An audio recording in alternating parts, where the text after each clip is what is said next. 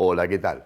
Aquí Omar López dándote la bienvenida a este nuevo Feos, Sucios y Malos.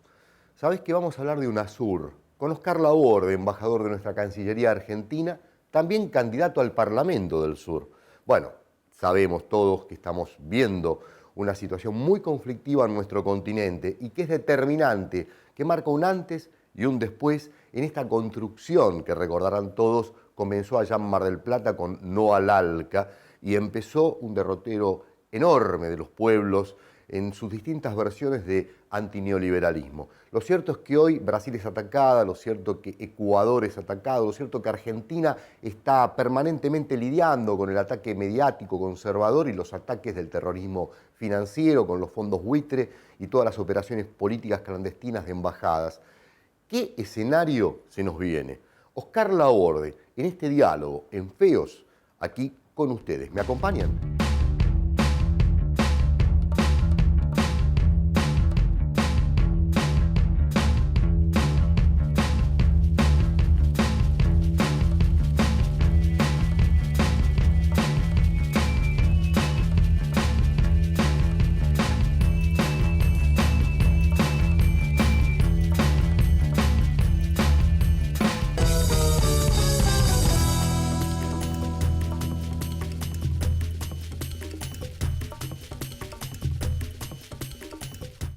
Bueno, Oscar Laborde, bienvenido a Feos, Sucios y Malos. Gracias. Bueno, no, muchas gracias por la invitación. Contame un poquito, estás como un hombre clave en el proceso de la construcción en nuestro continente, desde la Embajada Argentina, candidato al Parlasur, que seguramente vas a ser legislador del Parlasur, y el desafío en este momento tan especial que vive el continente con los ataques por derecha y demás, en un momento donde se están cambiando gobiernos, ¿no? Me gustaría que me cuentes un poquitito cómo están viviendo, a través de tu visita a todos estos eventos de compañeras y compañeros, este proceso. ¿Dónde está la preocupación? ¿Qué es lo que se está discutiendo? Mira, la región vive una época inédita, ¿no? Digamos, recién hace 10 años, todavía faltan algunos meses para que se cumpla el cumpleaños de la integración, que fue el nacimiento cuando se le dijo no al ALCA. En aquel momento, bueno, se venían con gobiernos populares, gobiernos que eran mucho la consecuencia de la resistencia, la lucha, de la pelea contra el neoliberalismo, y por suerte eso confluyó en gobiernos populares, ¿no? Faltaba entonces en ese momento de encuentro y decirle no al imperio en la cara, sucedió eso en Mar del Plata, y entonces se transitó un camino interesante, importante, un camino que finalmente el pueblo lo protegió de la crisis que están viviéndose en Europa. Totalmente. Y le dio, digamos, no solamente soberanía, sino dignidad, le dio, digamos, ganas de seguir trabajando en conjunto. La derecha aprendió, Estados Unidos, en general Estados Unidos aprende mucho siempre, incluso hasta de las derrotas, lo que somos de tu generación y de la mía, cuando fue la derrota en Vietnam de Estados Unidos, creíamos que ahí era el fin del imperio y el comienzo de algo distinto. Fue exactamente al revés. ¿Por qué? Porque Estados Unidos aprendió de Vietnam y los sectores populares no. Y Estados Unidos aprendió de la derrota en no al ALCA. Y se dio cuenta entonces que tenía que buscar otras alternativas, otros caminos para llegar a lo mismo. Entonces la región vive ahora un momento de desarrollo, pero de peligro, de acechanza, de riesgo, ¿no? Y tiene que ver con que Estados Unidos ha elegido su enemigo estratégico a China. Y ahora su alianza con Rusia le preocupa. Necesita más que nunca de América Latina para poder disponer, junto con Europa, en ese conflicto que prevé como estratégico, digamos, con China, ¿no? Más cuando los BRICS empiezan a buscar... Y los BRICS empiezan a tener autoridad, China encuentra en los BRICS, junto, bueno, con Rusia, con India, con Sudáfrica, un lugar donde expandirse. Es un modelo distinto, es un modelo donde el capitalismo salvaje, uno puede tener muchas opiniones, incluso hay mucha heterogeneidad dentro de los BRICS, pero hay algo común que el Estado tiene mucha responsabilidad sobre lo que sucede en el país, en los 5, y por otro lado no se está desarrollando un capitalismo salvaje como es el que es hegemónico en Estados Unidos hoy. Hoy el capitalismo financiero hegemoniza la conducción de lo que es el capitalismo en desmedro del capitalismo productivo. Correcto. Y entonces eso no pasa en los BRICS. Entonces ven allí un enemigo estratégico. Y ven gestarse en América del Sur un polo. Es decir, en un mundo multipolar le está naciendo un polo adverso. Un polo que le dijo que no al ALCA. Un polo que empieza a tomar identidad propia y que empieza a tratar y relacionarse con los Estados Unidos de igual a igual. ¿No? Entonces Estados Unidos elige un camino, y eso es el peligro que tenemos, donde veía que Cuba era un elemento que le hacía ruido, que le molestaba, esa insistencia en el injustificado bloqueo a Cuba tenía que ser, superada. ¿Por qué? Porque se estaba cristalizando la CELAC. ¿Qué es la CELAC, Omar? Es la OEA menos Canadá y Estados Unidos más Cuba. Imagínate en las restas y en las sumas lo que significa. Entonces ellos necesitaban volver a tener relación con América Latina y creyeron que el gesto hacia Cuba, que el reinicio de relaciones se debe al extraordinario logro del pueblo cubano, ¿no? La verdad que viendo ahora parece increíble que después de caer de la Unión Soviética, la Unión Soviética que cae sin que el Ejército Rojo tire un tiro, y cae la Unión Soviética, y la tenían a Cuba ahí. Y no cayó Cuba. Y no cayó, porque era genuina esta revolución. Además, la actitud de Cuba, con esta relación que reinicia con Estados Unidos, también es un campo de oxígeno para todo lo que es UNASUR, ¿no? Exactamente, pero la pretensión de Estados Unidos, lo entiende muy bien Fidel Castro, es congraciarse con Cuba, teniendo siempre el objetivo de destruir el proceso cubano, pero atacar a Venezuela, a Argentina y a Brasil, ¿no? Porque es un movimiento simultáneo, el acercamiento a Cuba y la agresión descarada de la derecha norteamericana, la intromisión de la derecha norteamericana, que es la que conduce a nuestra derecha, con los medios que son los que propalan la idea de la derecha. Ahora me vas a seguir explicando, el segundo capítulo vendría a ser de esta explicación tan interesante e inteligente de Oscar Laborde. Me dan un segundito y volvemos, vamos al corte.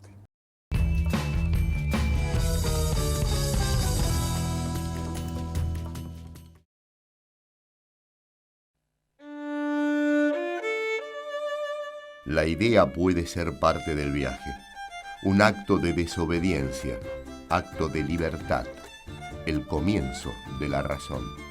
Uno puede decir, bueno, existe fuga de capitales en todos los países del mundo. Digamos, los paraísos fiscales, donde van los capitales que se fugan de los países porque quieren pagar menos impuestos, porque se van por inestabilidad económica, no es solo la Argentina, no hay más de 100 paraísos fiscales pensados solo para la Argentina. Un viaje al origen donde habita una identidad y el sentido de pertenencia rumbo al futuro, donde la libertad espera.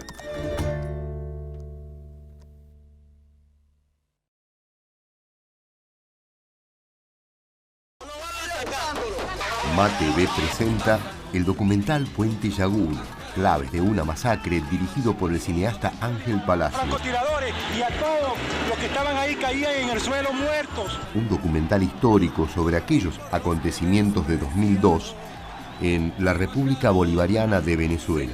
Estas dos cámaras grabaron simultáneamente la misma escena desde ángulos diferentes. Nuevamente tenemos una gran arma, que son los medios de comunicación. Una pieza extraordinaria de investigación documental, una obra maestra periodística. Entonces, en MATV, Masacre del Puente Yagún.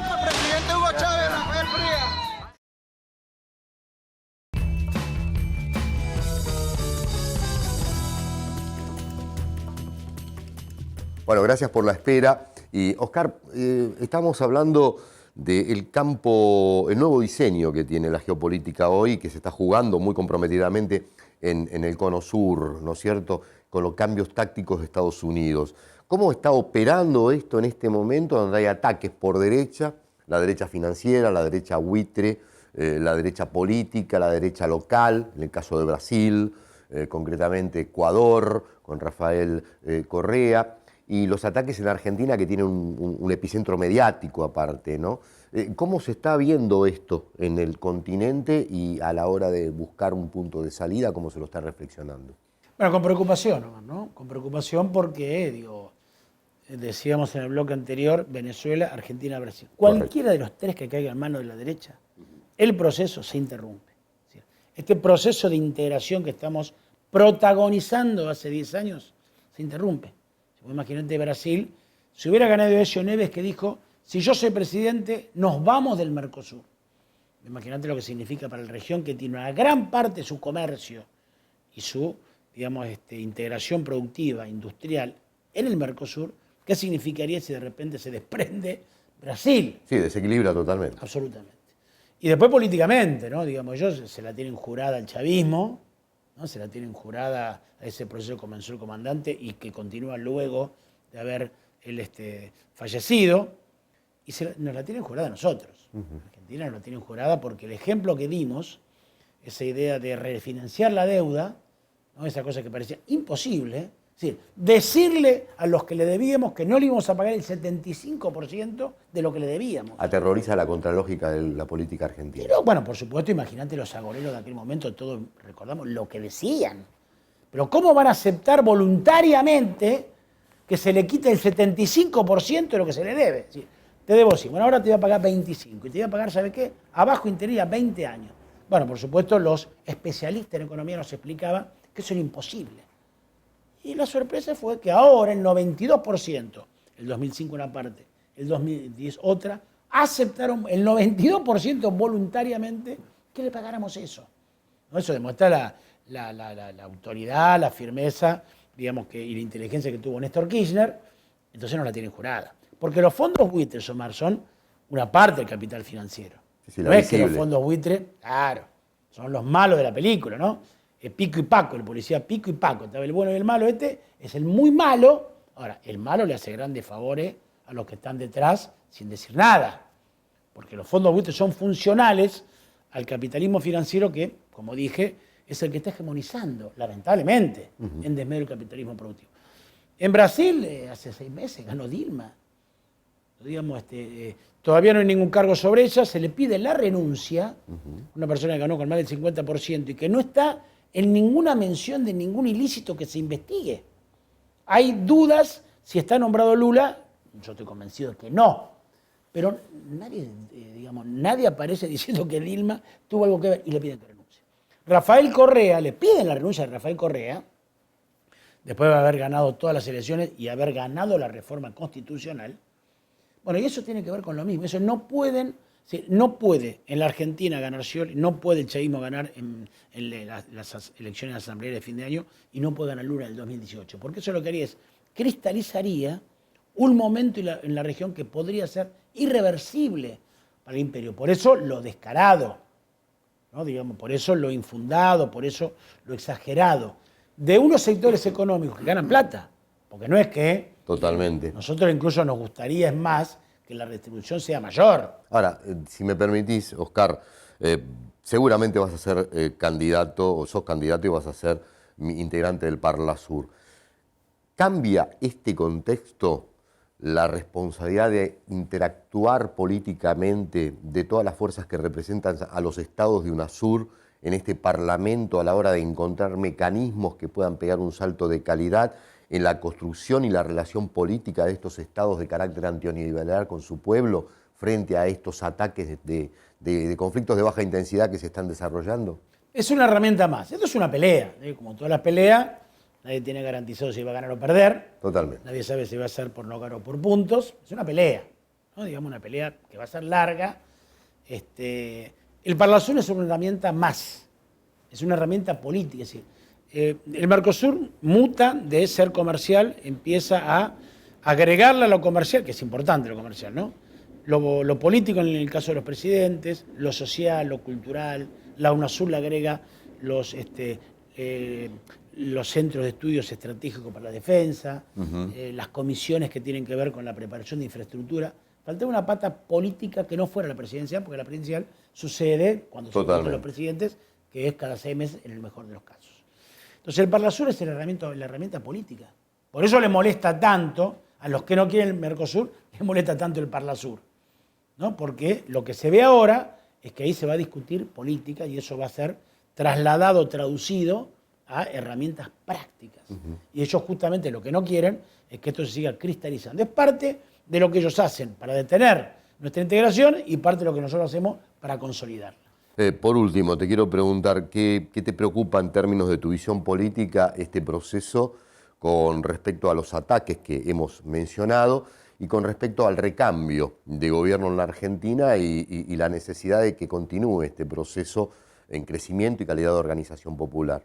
Lo de Brasil preocupa particularmente. Mucho. Son feroces los ataques, se han roto absolutamente todos los parámetros. Un expresidente que se jactaba de ser un filósofo, un intelectual, un hombre elegante, como Enrique Cardoso, pidiendo la renuncia, desaforadamente, un poco alarma. Vamos a ver qué pasa en estas horas. Yo confío mucho en la sabiduría del pueblo brasileño. Confío que Dilma culmine el ajuste, lo termine y dé paso a medidas que carguen más sobre los más poderosos y aflojen la presión que le está metiendo a los sectores más humildes. Y después el recambio en Argentina va a ganar el Frente para la Victoria. ¿Cómo continuará? De vuelta. Es una pelea. En esto la correlación de fuerza, la voluntad, el ánimo, la inteligencia, va a tener que ver. Está abierto, pero por suerte estamos en esta situación de constitución de un elemento que nunca había habido. Es decir, el tema de la patria grande siempre se mencionó, pero la estamos practicando ahora. Así que soy optimista con las precauciones y con la necesidad de prepararse y enfrentar las acechanzas. Te hago una pregunta y me la contestás en menos de un minuto. Un tipo que viene de la construcción desde la izquierda en toda su vida, en el debate de las líneas y las vías del proceso de revoluciones, en este proceso de los últimos 10, 12 años, frente a este nuevo escenario sudamericano, la complejidad del ataque de la transformación del imperialismo. ¿Hemos ido aprendiendo, en tu criterio, las formas de modificar nuestra calidad de alianzas ante el enemigo central, o todavía tenemos mucho que aprender y seguimos en el campo de lo dogmático, de lo ortodoxo? El hecho que no haya paradigmas obliga a que pensemos nuestros propios paradigmas, ¿no? La caída de la Unión Soviética y la defección del socialismo europeo hace que tengamos nuestros propios paradigmas. Los que creemos que tiene que haber un sistema superador al capitalismo, si no solamente los que estamos en contra del modelo neoliberal, sino que estamos en contra del sistema capitalista, correcto, tenemos que ver que América Latina es el único lugar donde se puede gestar esa sociedad diferente. Y no es haciendo retórica y flameando la bandera roja. Yo me sigo considerando un hombre izquierda y por supuesto que voy a pelear todo lo que me dé la fuerza para que haya un sistema a este capitalismo que es terrible. Si uno analiza objetivamente lo que hace el capitalismo a la humanidad, no hace falta ninguna argumentación de que tendría que venir el socialismo. Pero, como decía Bertolt Brecht, estamos tan mal que tenemos que argumentar lo obvio. Entonces yo creo que la posibilidad que haya una sociedad diferente a la capitalista está en América Latina. Lo han entendido la mayoría de los sectores que provenimos de la izquierda, ¿no? Por eso en Uruguay hasta hace poco gobernó un guerrillero y por eso el líder de Brasil sigue siendo un obrero metalúrgico que tiene el PT la consigna del socialismo, ¿no? Ven que para llegar a ese destino, este es el camino que estamos transitando. Gracias, Oscar. Gracias a ustedes. ¿Qué les pareció? Quedó mucho en el tintero. Vamos a volver a invitar a Oscar, porque queda para seguirla. Nos reencontramos mañana. Vale, abrazo. Chao.